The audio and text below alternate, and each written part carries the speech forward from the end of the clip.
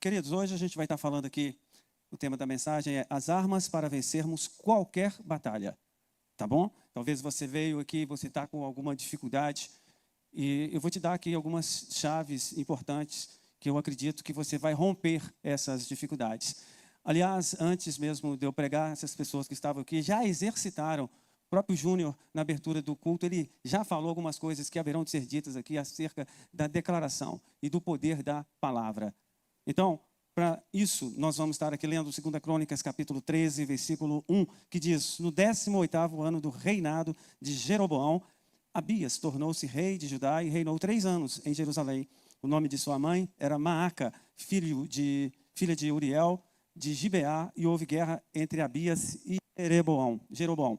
Então, aqui a gente percebe algo interessante. E o interessante é que a nação de Israel, ela estava subdividida em 2 reinos, o reino do sul e o reino do norte. O reino do sul, governado por Abias, e o reino do norte, governado por Jeroboão. O reino do norte, Jeroboão já tinha 18 anos que estava no governo. O reino do sul, Abias estava assumindo o governo. E o que nós podemos perceber? Que logo de cara, ele teve um confronto. E Abias, ele governou pouco tempo. Foi um governo meteórico. Ou seja, ele ficou apenas 3 anos no governo, Abias. Jeroboão ficou um pouquinho mais, né? Jeroboão já tinha 18 anos quando Abias assumiu o governo. E aí, veja bem, estava tendo um confronto. O povo de Judá, o reino do sul, governado por Abias, estava sendo sufocado pelo reino do norte, Israel, e estava sendo sufocado pela circunstância. Então, o que nós percebemos aqui é que a mãe de Abias, preste atenção nesse detalhe, se chamava Maaca. E Maaca, no hebraico, significa opressão. O interessante é que a bisavó desse cidadão aqui também, chamado Abias, chamava também Maaca. E parece que era de geração a geração, uma opressão estava vindo sobre esse reino do sul, sobre Judá. E veja bem o que acontece aqui. É travado uma guerra. E nessa guerra, a gente pode perceber que Abias, que era a parte menor, foi até o reino do norte para confrontar com o reino do norte, quebrando uma logística. E eu quero falar isso aqui, Jesus também falou sobre isso aqui. Mas, antes de entrar nisso, eu quero deixar claro aqui para vocês que existem coisas pequenas, detalhes pequenos, que fazem grande diferença. E a gente percebe que detalhes como, por exemplo, coisas que nós recebemos, nomes que nós damos, são detalhes pequenos que, de alguma forma, pode abrir um portal para os inimigos espirituais entrarem. Então, perceba uma coisa, o nome da mãe de Abias e da bisavó chamava Maaca. E o povo estava sendo oprimido. Seria uma coincidência ou seria uma legalidade que o inimigo talvez já tinha encontrado para oprimir aquele povo? E eu quero falar para vocês que a Bíblia fala muito sobre isso, sobre nomenclaturas. Talvez você ache que não, mas uma vírgula faz muita diferença. O próprio Jesus ele falou assim, que aquele que acrescentar um tio ou uma vírgula na lei, ele pode ser réu, ele pode ter um juízo. Então, uma vírgula ou um tio, ela pode fazer uma diferença muito grande, como também um amém faz uma diferença muito grande. Amém? Amém. A gente percebe, por exemplo, que Abrão, ele teve o nome mudado. E Abrão, ele deixou de ser Abrão para ser Abraão. E Abraão significa pai de multidões. Por que que o nome dele foi mudado? Porque Deus ele queria fazer algo e ele queria que todas as vezes que fosse pronunciado o nome Abraão, alguém profetizasse que ele haveria de ser o pai de multidões. Assim como a sua esposa, Sara, ela teve um nome mudado. Princesa, de princesa ou mãe, ela passou a se chamar mãe de multidões ou princesa de todos. Então a gente percebe dentro da Bíblia que muitas pessoas tiveram os nomes mudados. Por exemplo, Oséias, que significava salvação, o nome dele passou a ser Josué, que significa salvação é em Deus. Um detalhezinho que você fala assim, que é isso, meu Deus? Detalhes importantes. Quando você olha para o Evangelho, Jesus tinha um discípulo que se chamava Simão, e esse discípulo, o próprio Jesus, falou assim, olha, você não vai se chamar Simão mais, e o seu nome vai ser Pedro. Por quê? Porque Simão significava ouvinte. Mas Deus não queria que ele apenas ouvisse, mas que ele propagasse, fosse uma base para que outras pessoas também propagassem o Evangelho. E então ele passou a ser chamado de Pedro, que significa pedra. E assim a gente percebe que existem muitos detalhes importantes dentro da Bíblia que muitas vezes nós subestimamos. Como, por exemplo, às vezes subestimamos uma compra que a gente faz e a gente não sabe quem fez aquele produto e a gente consome aquele produto. Uma roupa que a gente compra, a gente não sabe quem fez aquela roupa e a gente usa aquela roupa. Eu não estou falando para você deixar de usar ou deixar de comer. Mas é importante que todas as vezes que você comprar uma compra no supermercado ou que você compre ali na loja, alguma outra coisa, você consagre isso ao Senhor. Em casa nós temos o hábito de tudo que entra lá, nós consagramos a Deus. Todos os veículos que nós tivemos, nós consagramos a Deus. Todas as nossas mobílias, nós consagramos a Deus. Quando nós compramos essa casa que a gente mora, a primeira coisa que a gente fez, antes mesmo de ir para lá, foi consagrar essa casa a Deus. São detalhes. Você fala assim, para que isso, gente? Deus já não deu? Mas são detalhes importantes. Talvez a pessoa que fez aquela casa, ela fez ali debaixo de uma maldição, não sei. Talvez teve algumas ministrações negativas, não sei. E é importante que você, então, consagre tudo a Deus. E Abias, eu não sei se ele tinha essa percepção, mas uma coisa aconteceu. Vinha de geração a geração maldições. E essa maldição, ela parou ali em Abias. Eu me lembro que quando eu comecei a namorar com a menina mais bonita dessa igreja, chamada Simone, eu posso ouvir um amém aí, igreja? E hoje a minha digníssima esposa, ela com medo falou assim, olha, Éder, na minha família tem um histórico de traição, de separação, de infidelidade.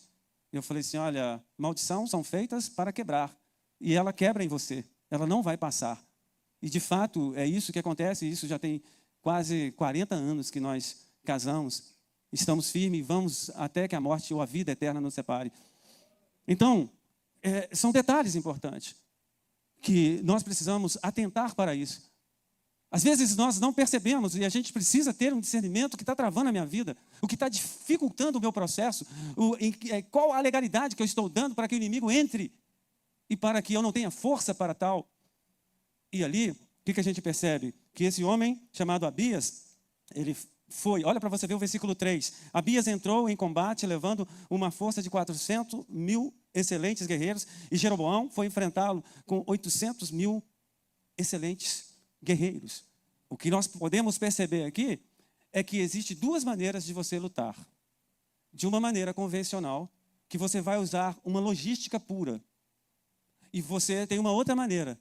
Não é a maneira convencional, é através da fé. E para nós lutarmos desse lado, que é a fé, nós precisamos ter várias características. Nós precisamos ter uma fé embasada no Senhor Deus Todo-Poderoso. Nós precisamos ter ousadia e nós precisamos ter discernimento de espírito. 3 coisas, basicamente, que nós precisamos ter para nós termos uma luta através da fé. O que nós percebemos aqui é que Abias tinha 400.000 homens, excelentes guerreiros. Mas Jeroboão, o seu inimigo, tinha 800, o dobro, e olha que 400.000 a mais. Era muita gente, é muito soldado. Então, o que nós percebemos aqui é que Abias, ele não agiu de acordo com a logística. Ele lutou pela fé. E quando a gente olha a Bíblia, Jesus também, ele nos traz exemplos de lutar dentro de uma lógica e dentro de uma questão de fé. E quando você olha Lucas capítulo 14, versículo 31, você vai entender isso que eu estou falando. O próprio Jesus disse assim, olha, qual é o rei que pretendendo sair à guerra contra outro rei, primeiro não se assenta e pensa se com 10.000 é capaz de enfrentar aquele que vem contra ele com 20.000? Se não for capaz, enviará uma delegação, enquanto o outro ainda está longe, e pedirá um acordo de paz. Se o rei tem 10.000, vai lutar contra um que tem 20.000, a palavra do Senhor Jesus. Então, o que ele vai fazer? Ele vai pedir um acordo de paz. Ele vai levantar uma bandeirinha branca.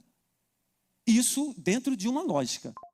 Mas existem muitas situações dentro da Bíblia que essa lógica cai por terra. E uma dessas situações foi a luta de Abias com Jeroboão. Outra situação foi com relação a Gideão, que com 300 homens, ele enfrentou 3 povos, milhares e milhares de pessoas ele venceu. Então, quando a gente percebe esse texto aqui, nós vamos perceber que Abias, ele agiu pela fé, e quando nós agimos pela fé, muitas vezes essa fé, ela parece uma loucura. Imagine só, dentro do exército de Abias, quando ele chegou e disse para todo aquele povo, ele falou assim, olha gente, eu tenho uma notícia para dar para vocês, e a notícia é, nós vamos encarar o nosso adversário. Ah, é? Mas quantos soldados ele tem? 800.000. Abias, mas eles têm o dobro que a gente, mas Deus está com a gente. Quando nós estamos com Deus, nós temos a maioria. E ali, Essa foi a primeira informação. E a segunda informação era, e além disso, nós vamos avançar.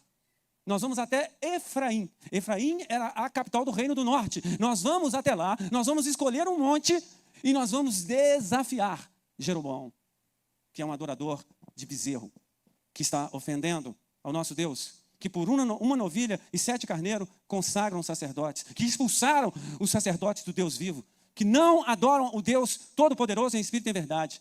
Então Deus vai ser conosco e Deus vai nos abençoar. Esse foi o discurso dele para com o povo dele.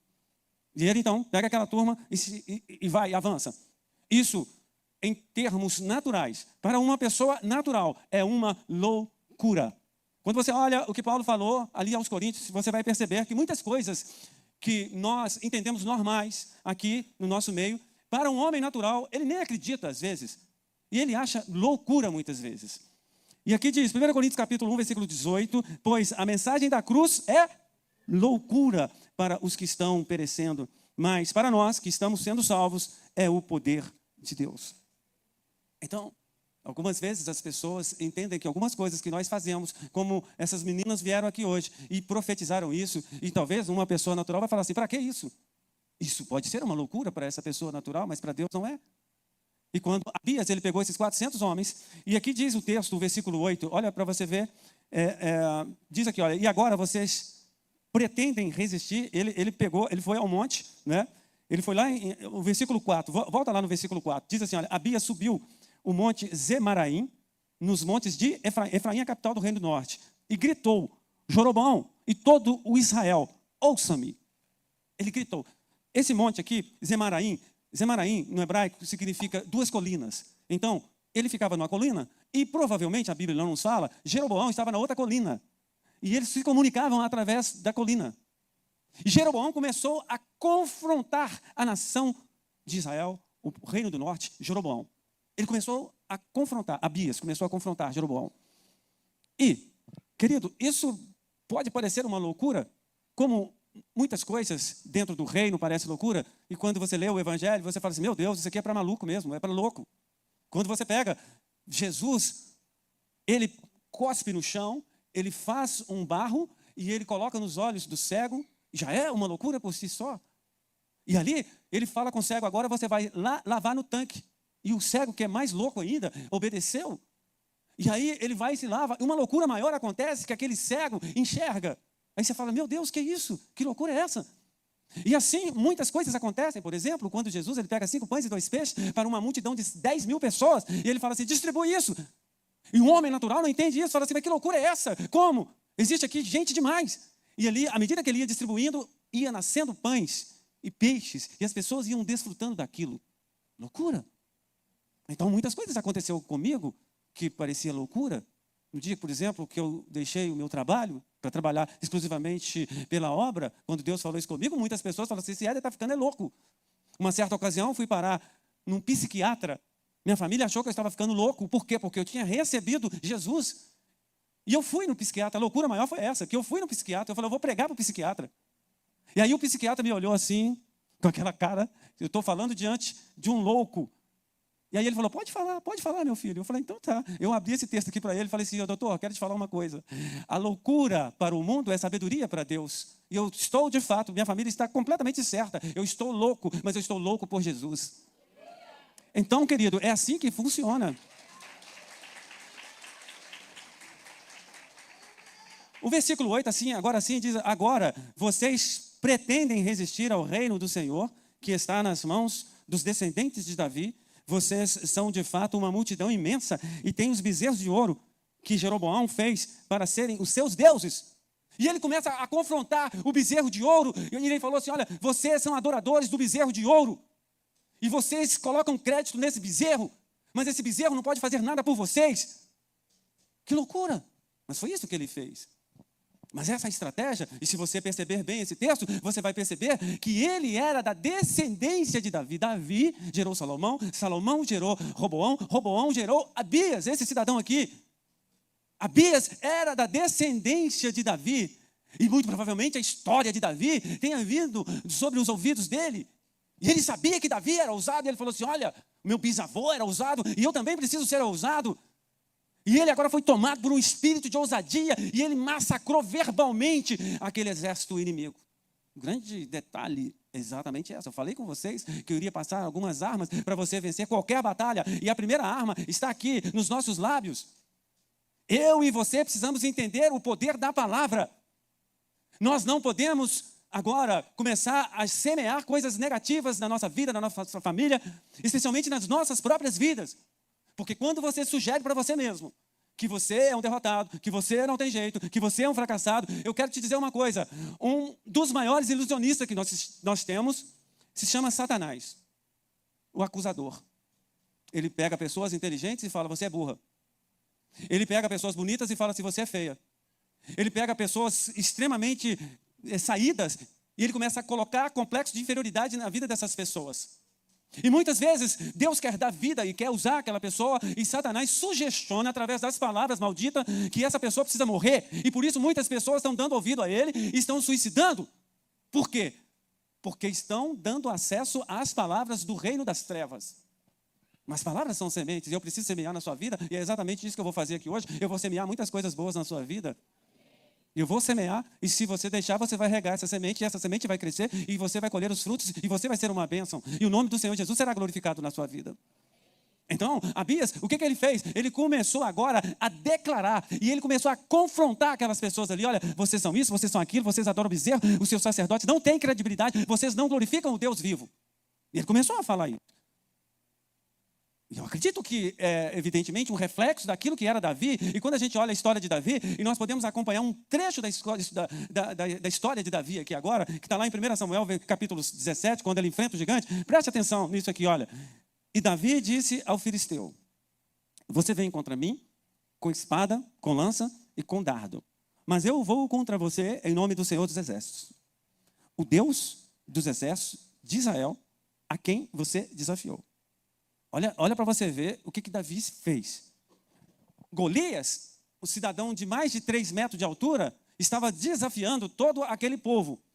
E ele estava agora, através da sua palavra, o que ele estava fazendo? Ele estava oprimindo aquelas pessoas. O inimigo estava fazendo isso através de uma determinada pessoa. Amém? E agora Davi, ele começou a falar. Ele começou a falar. E diz aqui, olha, hoje mesmo o Senhor o entregará nas minhas mãos e eu o matarei. Ele começou a falar na primeira pessoa. Foi imperativo o que ele falou. Ele não questionou. Ele falou assim, se Deus quiser, talvez eu possa ter uma chance de te matar. Não. Ele foi absoluto. E ele disse aqui, olha, hoje mesmo o Senhor o entregará nas minhas mãos e eu o matarei. E cortarei a sua cabeça. Hoje mesmo darei os cadáveres do exército filisteu, as aves do céu e aos animais selvagens, e toda a terra saberá que há Deus em Israel. Todos os que estão aqui saberão que não é por espada ou por lança que o Senhor concede vitória, pois a batalha é do Senhor. E Ele entregará todos vocês em nossas mãos. Então, ele, provavelmente por dentro, ele estava com medo, mas ele expressou e ele falou assim, olha, é hoje, Golias, que essas palavras suas vão cair por terra. É hoje que eu vou te pegar. E Golias, com um detalhe, estava todo armado. Além de ser um cidadão de mais de 3 metros de altura, estava armado com todas as armaduras possíveis. Mas só que tinha uma greta ali no seu capacete, na sua, vamos dizer assim, nessa parte de cima aqui, ó, não sei como é que chama essa parte aqui. E Davi, então, pegou sua funda e atirou e caiu exatamente aqui, nessa parte que nocauteou o gigante caiu e Davi calmamente foi lá, pegou a sua espada e decepou a sua cabeça e pegou calmamente a sua cabeça e levantou ali e o arraial de Israel começou a glorificar a Deus, como você vai dar um glória a Deus aí, amém? Você pode aplaudir o Senhor por isso que Ele fez? Quando você olha, querido, você vai perceber que as batalhas vencidas pelo Senhor Jesus foi através da palavra. Jesus não confrontava as pessoas fisicamente. Jesus, ele combateu Satanás através da palavra. É dessa forma que nós temos que combater. Nós temos que ministrar.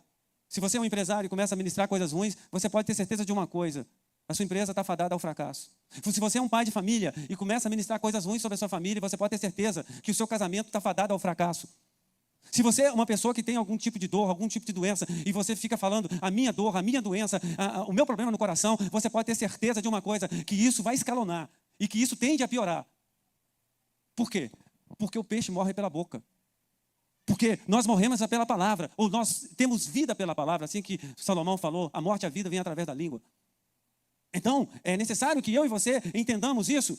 E quando a gente olha aqui, irmãos, um texto extremamente importante, Marcos capítulo 11, versículo 22, na versão ACF, diz assim: e Jesus respondendo, disse-lhe, tende fé em Deus. Você vai aqui enumerar junto comigo? Quantas vezes que está escrito a palavra fé ou crer e a palavra dizer? Preste atenção aqui, olha. Jesus falando. E Jesus respondendo disse-lhes, tende fé, uma vez fé em Deus. Porque, em verdade, vos digo, uma vez dizer, que qualquer que dizer duas vezes, a este monte, ergue-te e lança-te ao mar, e não duvidar em seu coração, mas crer que se fará aquilo que se diz, e tudo que disser será feito. Por isso vos digo, mais uma, 5, que todas as coisas que pedirdes orando, crede receber e tê-las-ei. Tê-las-eis. 5 vezes a palavra dizer, 3 vezes a palavra crer, ou ter fé. Isso significa o quê? Significa que não basta eu ter fé. Ter fé é extremamente importante, mas além da minha fé, eu preciso dizer, eu preciso pronunciar, eu preciso declarar isso. Você precisa declarar. Amém? É por isso que a Bíblia nos fala que a salvação não basta você apenas crer, você precisa dizer. Você precisa confessar a Jesus. Romanos capítulo 10, versículo 9 e 10 nos fala sobre isso. Coloca aí para mim, por favor. Não está anotado aqui, não lembrei disso aqui agora. Então é importante isso, que você creia no seu coração, mas pronuncie. Igual você vai chegar no cartório, você veste a roupa de casamento, chama o fotógrafo, você chama a testemunha, e você chega lá, você não tem que só sentir.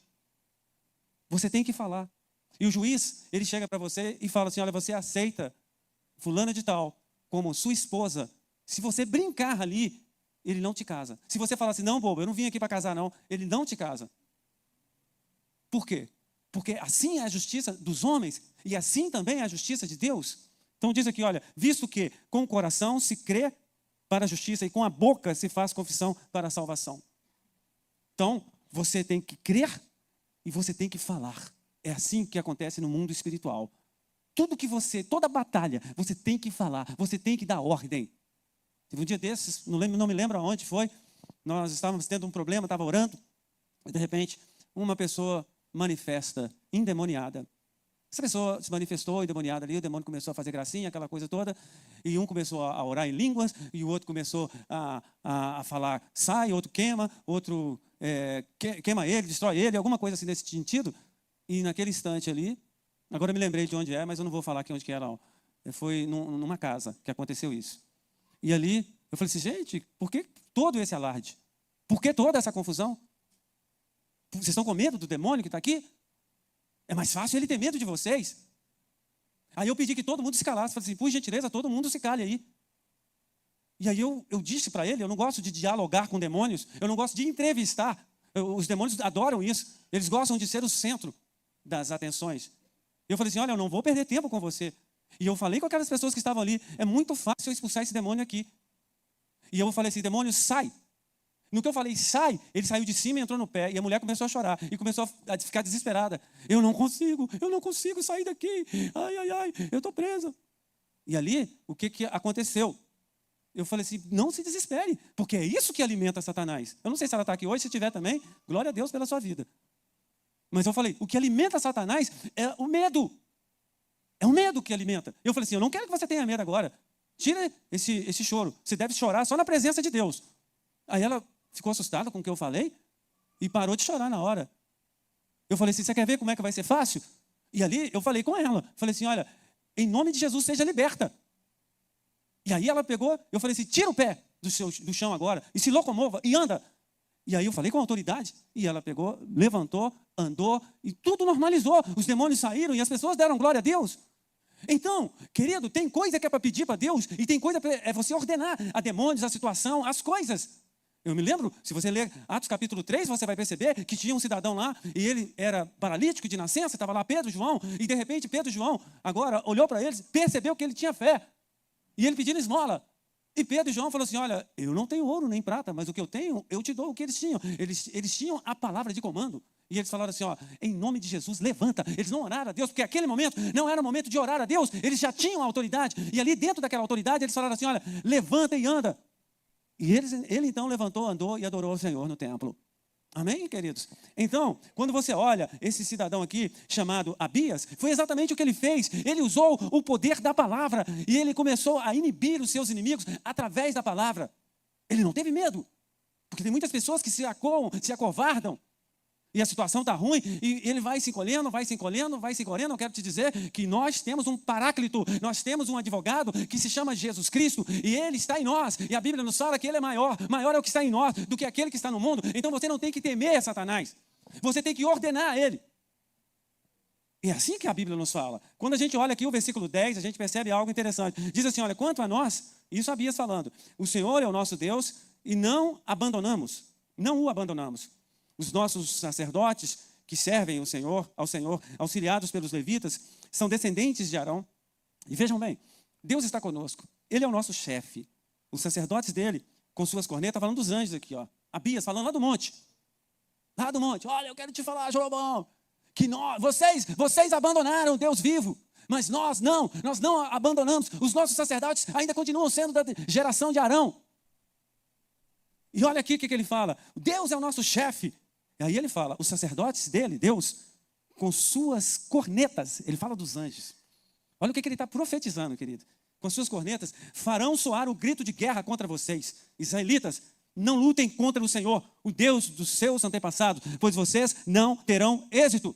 Ele cravou para o inimigo, vocês vão perder a batalha. Eu quero falar com vocês que é isso que você precisa falar para aquele que fica soprando no seu ouvido. Que você não vai ser liberto, que você não vai ser curado, que você é um derrotado, que você precisa morrer. Diz para ele, levanta suas mãos adestradas para a guerra e fala assim, vocês vão perder. Eu não somente não vou morrer, como Deus vai me usar poderosamente para a glória dele. Fala com ele, fala com os demônios, olha, o meu Deus vai me libertar, o meu Deus vai me salvar, o meu Deus vai me curar, o meu Deus vai me transformar. Amém, querido? Então, olha o que diz, querido, Efésios. Tem muitas vezes que nós estamos no campo da lógica.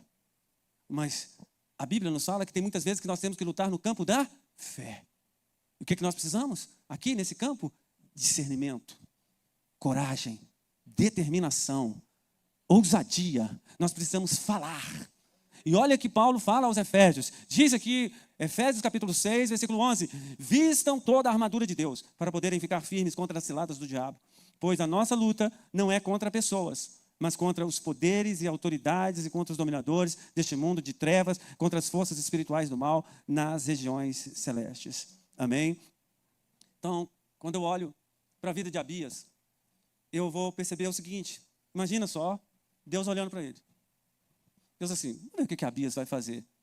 E Abias cheio de autoridade, e falando, e confrontando, e denunciando o pecado, e falando, olha, vocês são isso, vocês são aquilo. E Deus olhando, querido.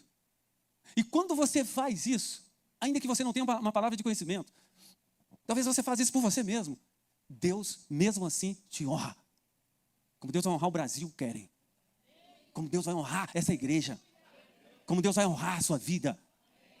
Quando nós temos ousadia, quando nós temos autoridade, Deus nos honra, querido. Por quê? Porque o Senhor Jesus te garante isso. Olha o que Jesus falou. Mateus capítulo 10, versículo 32, diz assim, quem, pois, me confessar diante dos homens, eu também o confessarei diante de meu Pai, que está nos céus. Mas aquele que me negar diante dos homens, eu também o negarei diante do meu Pai que está nos céus. Então, se você confessa a Jesus, Jesus fala, vou honrar esse Abias, vou fazer um milagre na vida dele. Deus, eu vou mandar assim, os anjos, ele falou dos anjos com corneta, anjos, vem cá. Ele pegou os anjos com corneta, foi lá, e olha para você ver o que aconteceu. No versículo 14, quando o exército de Judá virou-se e viu que estava sendo atacado pela frente e pela retaguarda, clamou o Senhor. Os sacerdotes tocaram as suas cornetas. Os sacerdotes aqui na terra desses valentes que estavam lá, tocaram a corneta. E essas cornetas que os sacerdotes terrenos tocaram, ativou os sacerdotes celestiais, os anjos do Senhor, que também tocaram as trombetas. E veja bem, e os homens de Judá deram o grito de guerra. Aí está o detalhe. Eles deram um grito, eles falaram, não sei o que eles falaram, a Bíblia não fala o que eles falaram. Ao som do grito de guerra, Deus derrotou Jeroboão e todo Israel diante de Abias e de Judá. Os israelitas foram subjugados naquela ocasião e os homens de Judá tiveram força para vencer, pois confiaram no Senhor, o Deus de seus antepassados. Foi isso. Olha como eles venceram. O que eles venceram foi através das cornetas dos sacerdotes, através do grito de guerra. 400 mil homens derrotaram 800 mil homens. E no campo do adversário, com esse detalhe. Eu quero ler aqui um texto para você. E o texto está lá em Josué, capítulo 1, versículo 6. Preste atenção. Diz assim, olha. Josué, irmãos, estava prestes a entrar na terra prometida. Quem estava na terra prometida? Gigantes. O povo com medo. Josué com medo. Moisés, o grande libertador, já havia morrido. Josué assume o comando daquela nação. E aí veja bem o que Deus fala com Josué. Agora preste atenção em algo que eu vou te dizer aqui. O que Deus fala com Josué, Ele fala com você nessa noite. Amém? O que nós vamos ler aqui, que Deus falou com Josué, nós vamos ler aqui, e essa palavra não é para Josué mais, essa palavra é para você, é para você. Então, ao invés de estar aqui o nome de Josué, vai estar o seu nome aqui. E aí, você fala o seu nome agora, fala o seu nome agora. Fala o seu nome aí. Mas não fala assim, Éder, não. Irmão, nós estamos falando de ousadia. Deus não honra pessoas que têm vergonha. É loucura. É loucura. Mas se você quer ser abençoado por Deus, rompa a vergonha agora. E eu vou pedir que você, num ato de ousadia, fala bem alto o seu nome. Amém? Eu vou contar até 3, hein? 1, 2, 3. Éder! Seja forte e corajoso. E se for mulher, corajosa. Por quê? Você conduzirá esse povo para herdar a terra que prometi sob juramento aos seus antepassados. Somente seja forte e muito corajoso, corajosa. Tenha cuidado de obedecer toda a lei. Está aqui o segredo. Obedecer toda a lei. Obedecer a palavra. Que o meu servo Moisés lhe ordenou. Não se desvie dela, nem para a direita, nem para a esquerda. Para que você seja bem-sucedido por onde quer que andar. Não deixe de falar as palavras deste livro da lei e de meditar nelas de dia e de noite, para que você cumpra fielmente tudo o que nele está escrito. Só então os seus caminhos prosperarão. Preste atenção. Só depois que você tirar esse medo e que você entender que você precisa de obedecer a palavra de Deus, a partir de então, só então os seus caminhos prosperarão e você será bem-sucedido. Não fui eu que te ordenei? Seja forte e corajoso. Não se apavore, nem se desanime, pois o Senhor, o seu Deus, estará com você por onde você andar.